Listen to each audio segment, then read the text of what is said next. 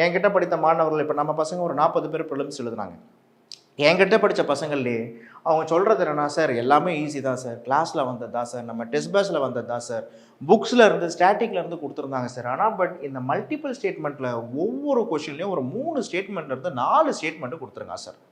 ஒரு கொஷினை படிக்கிறதுக்கே எப்படியும் வந்து 1 நிமிஷத்துக்கு மேலே ஆகுது சார். இப்போது 3 மணி நேரம் தான் எக்ஸாம், 180 மினிட்ஸ், 180 தான் வந்து பார்க்கும்பொழுது 180 நிமிடங்கள் தான் இருக்குது.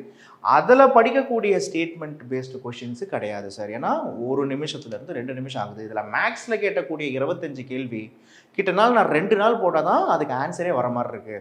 அப்போ இந்த மாதிரி பசங்க என்ன சொல்கிறாங்க அப்படின்னா, இந்த மல்டிபிள் ஸ்டேட்மெண்ட் கொஷினில் தான் சார் நாங்கள் மாட்டிட்டோம். அப்போ இதிலேருந்து நமக்கு எக்ஸாம் சொல்லித்தர பாடம் என்ன, இதுக்கு முன்னாடி ரொம்ப கஷ்டமாக இருக்குது சார், ரொம்ப ஹை லெவலில் இருக்குது சார், ரொம்ப ஸ்டாண்டர்ட் அதிகமாக இருக்குன்னு சொல்லிட்டு இருக்கக்கூடிய மாணவர்களை, சரிப்பா நான் வந்து ஈஸியாகவே கொடுக்குறேன், ஆனால் என்ன பண்ணுவேன், உன்னுடைய டைமை சக் பண்ணுவேன்.